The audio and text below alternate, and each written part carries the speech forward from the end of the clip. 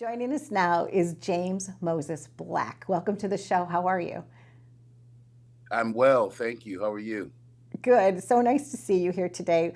We were having some laughs just a minute ago because even now, when we think we've got this whole technology thing down pat, and we're like, oh, yeah, it's like a Zoom call or it's a this or a that, it's all these like little nuances of funny little things that happen. So thank you for being patient with us.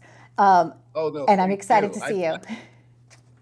I thought I had Zoom. I thought I had Chrome, but apparently I don't have Chrome. I have Silver, Oh, and got Silver it. wasn't working this morning, right? So it was Can't trust the silver, the copper, no, any of those other metals, only the chrome.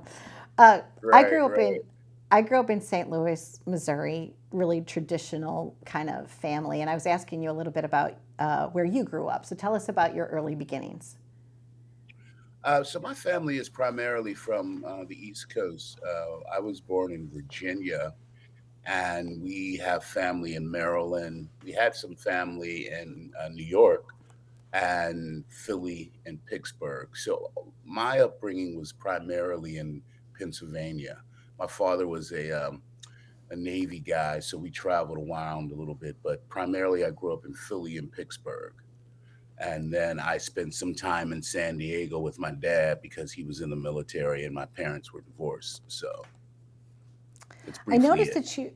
that I noticed in my research of you that you did play a U.S. Army colonel. Did you kind of consult with your dad, or did you use him in terms of like his posture? How Yeah, did you prepare for that? I always consult with my father on military stuff, but not so much of the posture. It's the mechanics of a military guy. If he's in, if he's in front of his troops or he's in front of his commanding officers, his posture. I never consult about the person because that's up to me, right? Just because you're a captain or a lieutenant doesn't necessarily mean that you don't use your own behavioral sort of aspects of your life. So that's the thing. But technical stuff, yes. Human stuff, not so much. Got it. So yeah, so a lot of times I've always noticed that it seems to me like people that have those types of positions, they always have just really nice posture. I remember trying to walk around my house with like a book on my head, and try to do those like pivot turns that the models do, you know, Yeah, and yeah. I guess early on I kind of knew that I wanted to be into this field. At what point in your journey did it speak to you? When did you kind of feel it out? I've always been an entertainer per se. When as a child, I would dance for my parents and grandparents. I would do imitations of W.C. Fields, and like this boy is incredible. He's doing like crazy imitations. And then I went to college. I wanted to be a doctor at first, and then I realized, I don't know, maybe a junior in college that I was probably being a doctor because of someone else in my family. So I graduated, did corporate America for a while, and then realized that corporate America was not what I wanted to do. It was a way of making a living, but I realized at a early point in my life that I had more control than that was led more than I had been led to believe I had control. And being an entertainer, I pursued that route, or an entrepreneur, I should say, because that's what I learned in college was all about being an entrepreneur. And being an actor in a way is like running your own small business. You are in the business of your own being, right? So Right. you're looking for opportunities, you're networking, you're putting your product as yourself out there, formulating relationships. I think it's very much like running a business. It is. It is. It is running a business. It's not like running a business. It is running a business because you have to manage, your own money, your own opportunities, your own direction. The only motivation you have is what you do. There's no structure at all. There's no structure. And if you're not a person who doesn't need structure, this business is not for you. It's not for you. In the early days coming up, did you have like some side hustles? Because now, I mean, like, I'm looking at this and this is just beautiful. You must feel so joyful. You have gotten to play so many roles with some iconic actors, raising Yeah. the level of your own career. Do you know what I'm saying? Like, you're Yeah. there. You've arrived, right? But were Yeah, there times that you had like a, like you're tossing a pizza around or something? What were some of those like those extra jobs? yeah, man. Yeah, I've had side hustles. I had a clothing line for a while, my own clothing line, and I did Jacob Javits back in the day when they had their clothing show. I sold cars that I bought and fixed. I was a bartender. The list is endless. And I just thought, I'm gonna do this. There was no safety net for me. My mother's like, "Oh, you have something you're gonna fall back on?" I was like, "Yeah, bed when I'm tired." But I just did everything possible to sustain the dream. And And you're it's funny. you're continuing that, and I think you provide opportunities. I've heard about from a couple of sources that you also are providing opportunities for others, and I think that's so lovely. Is that like once you get in the door, and you're meeting Richard Dreyfuss, and then you're meeting this guy and that person, and this moment and this person, that you're bringing others into the mix with you. That's a lovely thing. Right, and it's also a good thing for you as a business person because you can rely on those relationships now. Now you it might be some bartering in there. I'll do something for you, and then you come back, and maybe you can be a DP for me, or a grip for me, or something like that. And so it makes sense to make those relationships. A lot of people don't, but it makes sense to make those relationships because this is a bartering business. You get paid, but this is really about bartering. I grew up, as I had mentioned earlier, in St. Louis, Missouri, and so did Sterling K. Brown. And you worked on This Is Us series with him. And I was like, oh, I was like, they always say 6 degrees to Kevin Bacon, right? But I think it could be 6 degrees to This Is Us. That was such a fun series. Did you enjoy that? Yeah, yeah. It's funny. Last night I was talking to someone or another interview or something, and they asked me, he said, "James, how do you know, like, what was the moment you knew you made it?" And I said, "Well, I'm still struggling with that moment." But a person told me I was with Jimmy Smits, and I'll get back to your question. I was with Jimmy Smits, and we were doing a show called 24 Legacy. So I get to set, and I see Jimmy Smits, and I said, "Hey, Jimmy, I'm James," and he says, "I know who you are," and I Wow. go, "Wow." Why don't you get me a plate then? I'll take the barbecue, the rice pilaf, and the biscuit, please. Thank you. Bring it over. No, then I was like, no. He was like, nah. So that was a moment. That was a moment. And when I did This Is Us, that was sort of a recurring moment because Sterling said to me, "Man, like I dig your work. I like your work." And I was like, "Hey, you watch my work." And then I started looking back. I was like, "Yo, James, you got some work. You got a lot of work." So maybe he did see it. Yeah. And then when we did our scenes together, it was just a connection between two people, right? Especially in the dining scene, it was just a connection between two people, and I think that's why the scene was really really good, really great.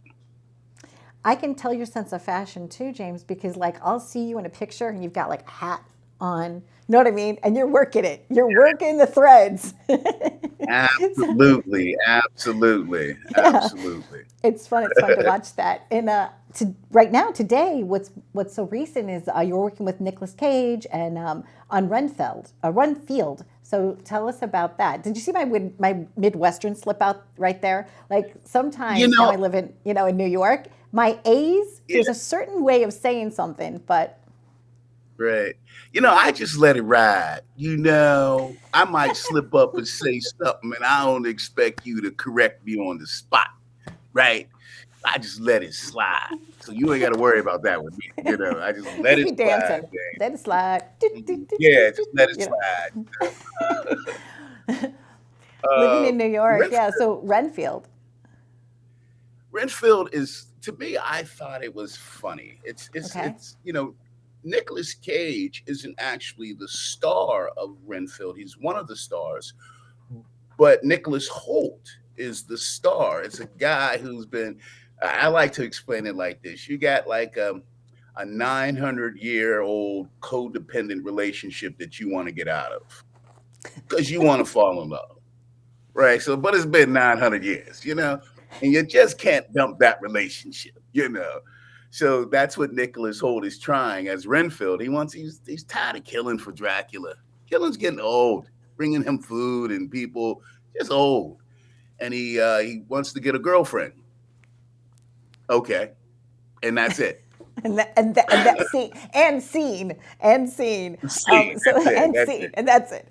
Captain Browning is your character in that upcoming horror film.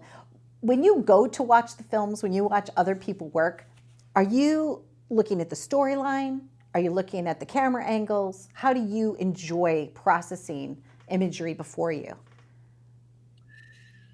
Well, I try not to let my own sort of you know um, way I view things in terms of technical aspects get in the way. Like I don't.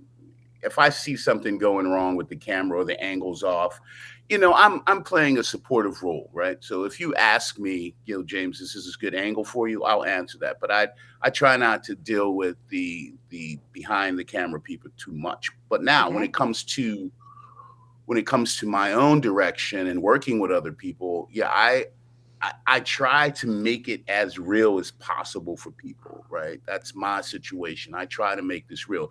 And just imagine this balance. It's a comedy. I'm playing a serious cop, and there's a vampire. It's a crazy balance, right? And Ben Schwartz from New York is one of the funniest cats I've ever worked with in my life. And then you have aqua. So now all this humor is in the room and it's circulating.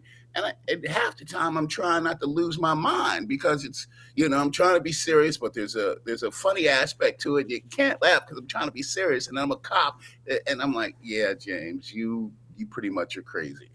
You're crazy. It's happened somewhere along the line. It's It's happened. right, Um, right, right. do you go to your high school reunions? Do you still keep in touch with anybody from your old neighborhood or anything? I do, but I call people. Okay. I will call people more than I will go to a reunion. Not because I think, I'm an actor and this and that. No, sometimes my schedule is kind of crazy, but I call people. And I think that's a very important aspect of my relationship. Just not showing up at major events, but I call the majority of people that I grew up with in high school or college. I just give them a call once in a while, and they're surprised. But I believe that, an event is one thing, but something that is throughout life, like relationships are. And the more you can keep in contact with those people, I think that's more appreciated than that once every year or that annual or that every 10-year or every 25-year thing is. So that's what I like to do. I appreciate that. I just recently decided that I wasn't going to go home to St. Louis for mine. I was going to, because I do see the people on social media. And like you, I talk to the people I want to talk to. And it's been 40 years for me. I'm like, that's a really long Mm. time. A lot of life happens. But I do sometimes go to my grade school and I still swing on the swings. So Oh, like if I'm wow. going home to see my dad or something, and it kind of is like my set point, right? But when you were Okay. talking about all those jobs that you had, different jobs, I think those are great for an actor because they're in your toolbox. You're Right. like, it will remind you of like the lady at the cash register, or you're picking up something else, and like you have something to draw on because you've lived some life now, right? I Right. think Right. I think you're phenomenally talented. I just think your work is fantastic because Thank when you. I'm watching you, I don't realize it's you. Like when you go to the movies, you want that character to be so believable that they've transformed into someone else, and you're Right. so devoted to your craft that it shines through every time. So I wanted to let you know Uh, that you're really good at I what you do. appreciate that. You're I you're, you're appreciate. You're welcome. And I didn't get a chance to see this yet, but I know that it was just out, in April. So I will have to go Mhm. check that out. Uh, but I'm excited. And what's on your watch list? Are you going to go to the big screen and get some popcorn? And is there a movie that you haven't seen Yeah, yet you want to? I am working on a trilogy of movies or shorts, short to a movie. I'm currently working on. I'm working on the second of the three now, which is about Nat King Cole. He got attacked on stage in 1956 by some Klan members who, it was Jim Crow. They were in Alabama, so he gets attacked on stage.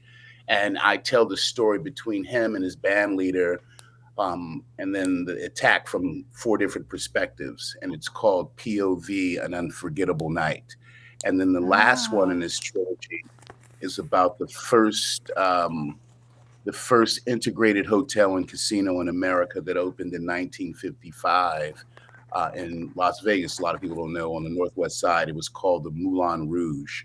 And I don't know if a lot of people know that during Jim Crow in Las Vegas, black entertainers could perform at the Sands or the Frontier or these places, but they couldn't stay there, so they ended up going to the Northwest Side to sleep. And William Schwartz opened this hotel in '55, and it began this integration of black and white people who could not only perform but play there, talk there, and do all the things on the Northwest Side. And there's another story to it, but that's what I'm working on right now. I'm excited about that. I'm going to follow that journey. If you want to come on again when it comes a little closer to the time, I welcome that. That sounds fantastic. And, I loved one of the songs that Nat sang, and I used to sing it around the house with my mom. Oh, you just made me teary just thinking about it. But because that was the song that was lazy, hazy, crazy days of summer. Those days of Yeah. soda and pretzels and beer. Roll out those lazy, hazy, crazy days of summer. I wish that summer could always be here. I'm a huge fan. I Wow. can't. Oh, thanks. I cannot wait to see your work. I count me in on that. Put me in the supporters, the round of supporters for you for that. Thank you. Congratulations, sincerely. Such a pleasure to meet you, and I look forward to knowing you. Thank you again, James Moses Black. Uh, be Thank well. you. Thank you so See much. you, This was darling. great. So nice to hear you from you. Be well. Bye bye.